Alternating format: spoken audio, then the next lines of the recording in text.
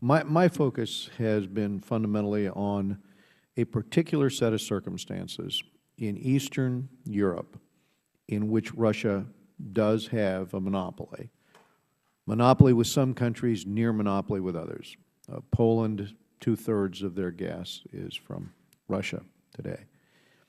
What gets our attention, I think, on the committee was, I don't know how many of the members here saw the story, but a few years ago, or it was actually last year, as Russia was involved in its machinations in Ukraine, they were able to turn off the valve or threaten to turn off the valve. And what the Poles did and what the Hungarians did was to sell 2 billion cubic yards of gas, run it through their pipelines back into Ukraine in order to keep Ukraine on life support.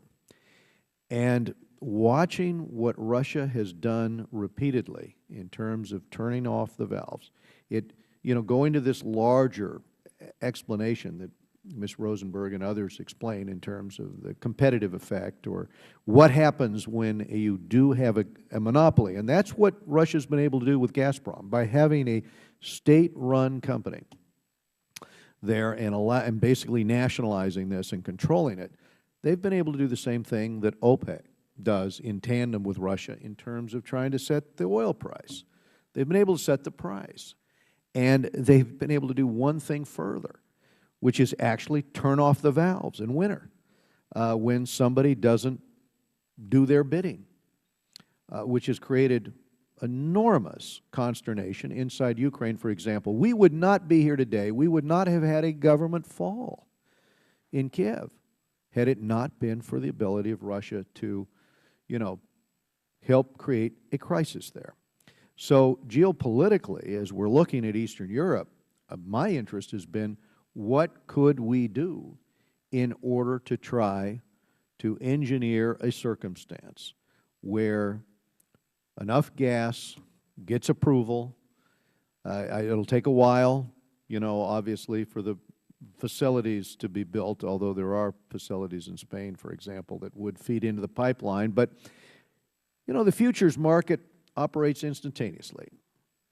The market responds quickly. The ruble, the currencies fall quickly when they hear about a national plan. And your ability to control a monopoly is dissolved when there is an alternative. And so this is the question for me, is how much of an advantage is it for us in terms of our strategic interests and those of our allies? I note, by the way, that the Speaker of the House has a letter from the head of state of the Czech Republic, Slovakia, Hungary, Poland, all asking for just such an initiative for the same reason that Ukraine has this dependency. They have this dependency. And so their request is, can you develop a strategy where you can export into that market? That's what I'm interested in today, and I would just ask Ms. Rosenberg or Mr. Levy or anyone else. I know there's a little bit of difference of opinion on this, but Ms. Rosenberg, what would be your take on that? So to the point of the role of U.S. LNG helping to diversify European gas assets, gas supplies, and its ability to help Europe get out from under some of the influence of Russia, LNG has a role to play, but as has been noted already, the impact won't be immediate, and it won't be the silver bullet here. So it's true that sending a strong signal from the United States. Well, let me ask you this. Lithuania's sole supply of natural gas comes from Russia. Clearly, this is one of the reasons you see the Lithuanians toying with the idea of an LNG facility. Now, pricing may not depend upon this. Maybe the monopoly doesn't drive price, but in Lithuania's case, it pays the highest price for gas in all of Europe. So it sounds like there's perhaps a more direct connection to that monopoly than we'd like to assume. Lithuanians certainly believe it. And so that's why I raise these points. Right. I would note that Lithuania will be in the position to benefit from LNG, additional LNG supplies available to its market, which will help diversify its gas supply, that being the goal for reducing the pricing influence of Russia. Mr. Levy? The answer to your question is going to depend on the particular country, and we need to look at how each is integrated or not integrated into the European energy space. Let me just focus on a few pieces of this.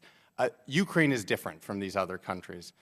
In the case of Ukraine, Russia is not threatening to raise prices from typical levels to much higher ones. They're threatening to raise prices from severely depressed levels, subsidized levels, to the kind of price that a country like the United States might offer.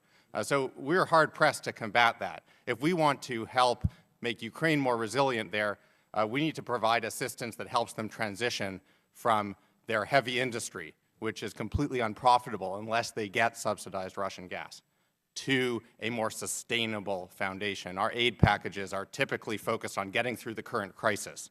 All right, but I take your point, although they're talking about doubling the price of gas, but I take your point. The reality, though, is if you're in manufacturing, I used to be in business, and you're going to have interrupted supply, and you find out that in the winters, your supplier, Russia, is going to turn off the valve, that doesn't leave for a lot of rationale for investment for overseas in rebooting your economy. Mr. Ham. Thank you, Chairman.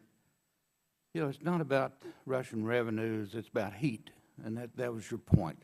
And when you have the ability to turn off that heat, you know, we can relate that pretty well with the winter we've had here this past winter. So you have to have alternatives. And if the alternatives are there, immediately you have an impact. And so providing the alternatives through LNG, transport, and other things, you know, it could be that you'd have storage there and a few things like that that could alleviate those situations where they couldn't turn the heat off. Thank you, Mr. Ham. Mr. Engel.